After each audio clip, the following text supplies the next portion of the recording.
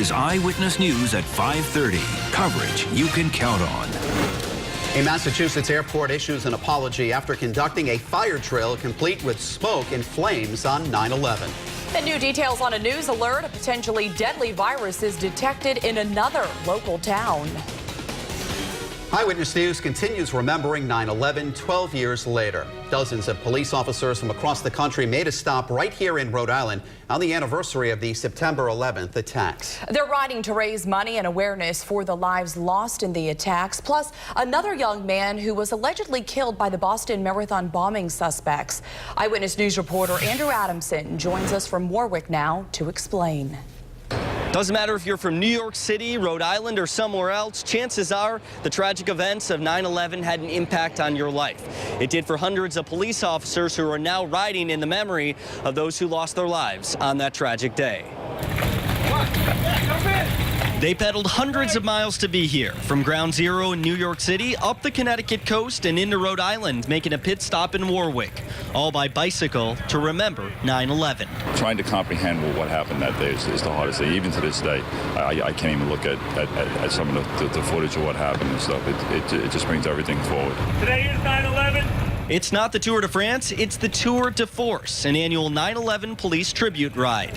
More than 250 police officers from all over the world are participating in this year's charity event to benefit families of victims killed in the tragedy 12 years ago. It's all big family. This is what we do. We just try and give back to what we believe in. The four-day ride includes officers from right here in Rhode Island. Portsmouth Lieutenant Bill Burns explains why he joined in for the first time. Just to honor the memory of those that have fallen, and also to raise some funds for the family of those fallen officers. The latest event has a special honoree, MIT police officer Sean Collier, allegedly killed by the Boston Marathon bombers. He left a lasting impact. He was a bright young man. He had integrity, he had values. He is what all of us strive to be. He was just a tremendous young man. The final leg of the Tour de Force, called Sean's Ride in honor of Collier, ends at the finish line of the Boston Marathon. I'm told the goal is to raise at least $500,000 for this cause. All of this money is set to go to victims' families of 9/11 and the family of Sean Collier. For now, with the West Bay Mobile Newsroom, Andrew Adamson, Eyewitness News. The Massachusetts Port Authority has apologized for holding a drill complete with smoke and flames at Logan Airport today on the 12th anniversary of the September 11th attacks. The runway fire drill was announced on the airport's Facebook page and drew harsh criticism online. The two hijacked planes that were flown into the World Trade Center towers that day took off from Logan Airport. Massachusetts Governor Deval Patrick called the timing of the drill, quote, dumb. 9/11, 12 years later. How has security changed in our country and the world since 9/11, and are we a safer place? Eyewitness News analyst Lieutenant General Reginald Centracchio is here. General, we've had a lot of significant changes in the last 12 years. What has been the most significant change to keep people safe? I think the most significant change is building a system, an infrastructure that is the best we can possibly have, ranging from having a TSA, which we didn't have before, certainly a Homeland Security Agency, and all of the parts that go with that. But I think most importantly is how we treat each other, how we see each other in an environment that before we didn't have to really think about what the environment was, such as when you're in a large gathering, a large crowd, you always have that in the back of your mind. Are we prepared?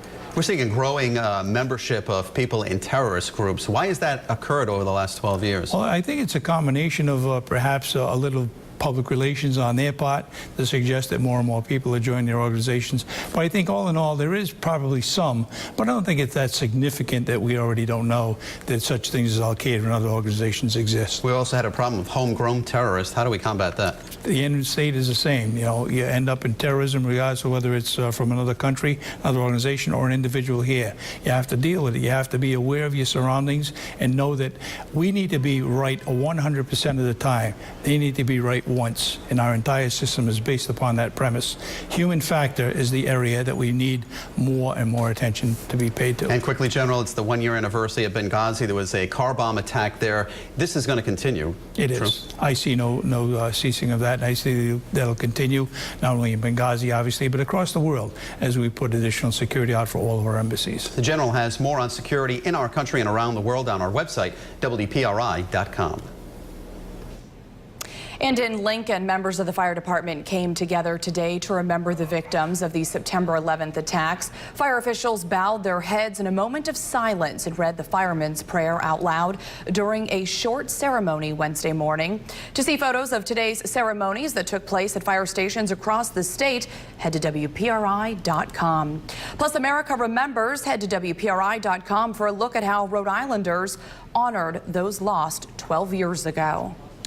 Eyewitness News is more local coverage as we continue remembering 9/11 12 years later. Coming up, new at 6, one local school displays thousands of flags in honor of September 11th. Plus, more local fire departments across Rhode Island show their support in honor of the somber anniversary.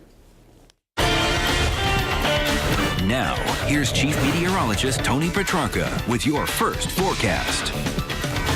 Well, still holding on to summer, a beautiful late afternoon and early evening, and not a cloud in the sky. Certainly the humidity on the high side, feeling like the summer season. Check out live pinpoint Doppler 12 radar. And, normally with heat and humidity, you have to be concerned about late afternoon thunderstorms. Now, we're tracking some in upstate New York and Pennsylvania. Won't be too much of a factor here. They'll be drifting into western Mass and western Connecticut early this evening, but the chances of any kind of an arrival here later tonight is small. Actually, a better chance of strong thunderstorms here tomorrow evening, tomorrow night. As expected, upper 80s to low 90s for the afternoon high temperatures today, including 91 in Providence. Sunshine in Providence right now. The temperature has slipped back to 88. The humidity remains very high, and no major problems this evening as far as storms. By 7 o'clock, 85. Midnight, partly cloudy, warm and humid. You'll need the air conditioner again with the temperature down to 76. But big changes on the way over the next several days, including some strong thunderstorms and then turning much cooler later in the week. The full forecast all coming up in just a bit. Time now for JAMCAM traffic. Get a check on the roads with Jay Rogers.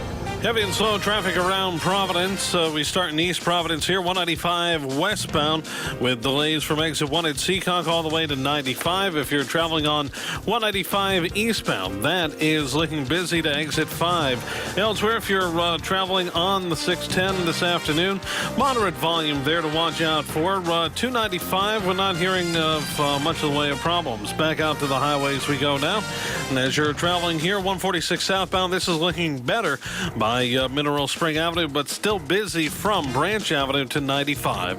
Live with the JAMCAM traffic, I'm Jay Rogers, Eyewitness News. Thank you, Jay. More coverage you can count on. Coming up new at 5:30, new information on a news release we've been tracking all summer. A potentially deadly virus is detected in another local town. New details on a yogurt recall as dozens of people report getting sick after eating the popular brand. New details on a story we first broke on WPRI.com. The capital city is reviewing millions of dollars in tax breaks for developers. Coming up new at 6, city officials tell us why. Information on a news alert we've been tracking all summer long. West Nile virus has been found in Barrington. It marks the 4th time this season West Nile virus has been detected in Rhode Island and comes just one day after 2 mosquito samples in 2 towns tested positive for Tripoli. So far, West Nile virus has been found in Barrington, Providence, Charlestown, and South Kingstown. Tripoli has been found in South Kingstown, Westerly, and Tiverton. Tomorrow night, the home opener for the New England Patriots, and the organization is sending a reminder to fans attending the game. Now, the NFL's new bag policy will be enforced at tomorrow's game and for all games from now on. Anyone bringing a bag into Gillette Stadium must have a clear plastic, vinyl, or PVC bag, no bigger than 12 by 6 by 12. We told you when the league made that change in June. The Patriots play the Jets tomorrow night at 8:25. Coming up next on Eyewitness News at 5:30, we have information you probably didn't know, and it involves your consumer report. Susan Hogan tells us why most banks look at these reports before allowing you to open an account. Well, showers and thunderstorms may play a factor in that Patriots game tomorrow night. More on that in the 7-day Futurecast coming up next. Target 12 investigator Tim White uncovers new details in a 38 studio scandal. Coming up new at 6, the bankrupt company's final project hits the auction block. We'll tell you what it means for taxpayers. Time now for Eyewitness News. Call 12 for action. You've heard of credit reporting agencies, but did you know there are companies tracking your banking history and any money mistakes you make? Problem solver Susan Hogan reveals something most of us have no idea about. than we probably should. This is one of those stories that will probably make you mad because it's about something called your consumer report, not your credit report. It is totally different, and boy, can it make a difference in where you bank. This is how Natasha Carmen pays her bills. She drives to each business, goes inside, and settles up with cash. It's definitely frustrating. Frustrating because she'd rather pay by check, but at each stop Natasha made trying to open up checking accounts at different banks, she says she got the same answer. They all denied me, and they all said that it's because you owe this bank X amount of dollars. 4 years ago, she got hit with a bank fee, and when she couldn't pay, the charges piled up and her account was closed. The fees just got so extreme that I couldn't keep that up. Unpaid fees and involuntary account closures are just some money mistakes banks and credit unions may report to tracking companies. These consumer reporting agencies receive information about people who have had financial mishaps or even fraudulently bounced checks. And before they approve a new account, many banks check your past records. It's a good indication of whether the person can manage the account and whether what risk they present of causing the bank to lose money. This FDIC survey reveals 65% of banks deny checking account applicants who have had prior mismanagement in their consumer reports. A consumer who bounced a check once is not a deadbeat. A consumer who bounced a check once may not even have made a conscious mistake. Potentially millions of Americans are blacklisted from banks, and consumer advocates worry financial institutions could be shutting out some people whose record was dinged by accident. There could have been an automatic payment that the consumer had canceled, but the company, by mistake, continued to try to take out of their account. And that is happening more and more often today. Federal law says you can request a free banking history report each year and dispute any incorrect information. Now, the American Bankers Association tells us that most often banks won't report you if you have one overdraft fee and then you take care of it. When you don't pay the overdraft fee, though, that is when you have a problem, and that is when you could get reported. And if you have a consumer problem you need help solving, contact our Call 12 for Action Center Monday through Thursday from 11 until 1. Hotline 228-1850. I'm problem solver Susan Hogan, Eyewitness News. New details now on the recall of a popular yogurt. The FDA says it has received 89 reports of illnesses from people who got sick after eating Chobani Greek yogurt. No link has been confirmed between the illnesses and the yogurt. Chobani issued a voluntary recall of its Greek yogurt because they contained mold. The affected yogurt cups have the code 16-012 and expire between September 11th and October 7th.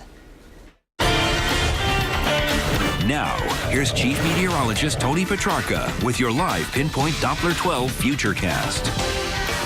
Well, the sea breeze has taken over along the South Shore, so temperatures there have settled back into the 70s after topping out in the mid-80s. But inland areas, it's still pretty warm, including 88 in Gloucester, Smithfield 86 here in Providence, 88 degrees, upper 70s along the South Shore. New Bedford's cool to 82, Taunton at 87. Many inland areas away from the shore today, topping out at around 90, 91. So, yes, summer is back. Our next big weather maker is actually a strong cold front that arrives not so much tomorrow day, but tomorrow night into early Friday morning. For one, that'll knock down the temperature, and it will bring the risk of some strong thunderstorms. Again, not so much during the daylight hours tomorrow, but rather Thursday evening and Thursday night. First hurricane of the season forms Umberto. It's in the far eastern Atlantic. We'll get a closer look at that during our 6 o'clock newscast. No threat to land at this time. In fact, I've just typed up a brand new blog on both Umberto and Gabrielle. You can find that at WPRI.com. In the meantime, hazy sunshine, warm, humid in Providence. Temperatures slip back now to 88. Dew points incredibly high, one of the highest dew points we've seen in quite a while, indicating a very humid air mass. Winds are still out of the southwest. The wind off the water keeping the coastline slightly cooler. So big thunderstorms well off to our north and west. The bulk of these will stay away. A few will drift into western Mass and western Connecticut later on this evening. We could see a dying shower from run this after midnight tonight, but I think our real chance for strong thunder arrives tomorrow evening and tomorrow night. Take a look at Futurecast, starting off at 6 o'clock this evening with clear skies. Then overnight, around midnight, whatever's left of that activity in upstate New York, 1 or 2 showers may pass through around midnight and thereafter, though the chances are pretty small at this point. Some clouds early tomorrow morning, a little patchy fog at 8 o'clock, and that burns off to at least partly sunny skies. We'll go with a cloud-sun mixture. Now, another warm day. It's not as hot as today, but we should get temperatures up into the lower 80s. Showers and thunderstorms well to our north and west will arrive here tomorrow evening and tomorrow night. We're thinking sometime after 8 o'clock tomorrow night. For this evening, a clear start, then partly cloudy late, warm, humid, really feeling like summer. Temperature at 71. A little fog towards daybreak will burn off to partly sunny skies. Mid-70s in the morning, topping out at around 83 with a cloud-sun mixture during the afternoon. Breezy and still on the humid side. 7-day Futurecast showing some lingering showers. Cooler on Friday at 76, and then we're back to autumn big time. I mean, a nice weekend, but noticeably cooler, dry, upper 60s to low 70s, and no signs of 80s or 90s next week. It'll be cool and on the dry side. Again, we'll watch Thursday very closely, as some of these storms could be locally strong to severe. Again, not so much during the daylight hours, but rather tomorrow evening and tomorrow night. And unfortunately, that does coincide with the Patriots home opener in Foxborough. But a real big change of seasons by the weekend. I mean, dry, comfortable, but daytime highs upper 60s to low 70s and nights in the upper 40s. So we go from 91 this afternoon to a morning low of 49 on Sunday. And that is late summer, early autumn here in New England. And we'll take it. All right, thanks, Tony. Coming up next. A new test may take the guesswork out of which prostate cancers will need treatment. I'm Jerika Duncan in New York with that story coming up. And coming up new at 6, we've learned new information on a grizzly bear attack in Alaska that left a Rhode Island man injured. Men diagnosed with early-stage prostate cancer may soon have a better idea whether their cancer will advance. A new test that has been developed that may identify which prostate cancers will need treatment and which ones will remain harmless. Eyewitness News reporter Jerika Duncan has the story new at 5:30. Researchers at Columbia University Medical Center have come up with a genetic test that may help take the guesswork out of which prostate cancers will become dangerous. We were able to identify accurately 14 out of 14 patients that developed aggressive tumors, harmful tumors. Excellent. Dr. Corey Abate-Shen led the study. Which is the cancer area exactly? This area here. Her team found that 3 genes associated with aging were able to determine which lesions will become aggressive and which won't. The darker the staining on the patient's biopsy, the better. If you have the markers, you're okay. If you don't have the markers, we have to keep an eye on you. 200,000 prostate cancers are diagnosed each year. Most are slow growing and will never need treatment, but a small percentage will become aggressive. Low-risk patients currently have 2 choices. They can undergo treatment that comes with serious side effects, including incontinence and impotence, or patients can be monitored but run the risk of it spreading. If we could be more assured as to saying to someone, we don't think your cancer has aggressive potential, again, that's going to have a huge impact. A larger study of the test is being planned. Now, researchers say if the findings hold up, the test would not replace other diagnostic tools, but instead work in conjunction with them. New at 5:30 tonight, Pope Francis gets a new ride. An Italian priest has given the pontiff a 20-year-old Renault 4 to drive himself around Vatican City. Pope Francis used to drive the same car in his native Argentina. When he was presented with the car on Saturday, Pope Francis grabbed the keys and drove off, much to the amazement of his bodyguards. That's great. He's having a grand old time. Love it. There is more local coverage ahead on Eyewitness News at 6. Susan Roberts is here now with the stories you'll see new in just a few minutes. Mike and Jennifer, it was a special program that awarded millions of dollars in tax breaks to businesses for decades. Coming up, we have new information on the story we first reported on WPRI.com, including why city officials say the program was overly generous and poorly monitored. Plus, remembering 9/11, a local school honors the 12th anniversary of the attacks with thousands of American flags.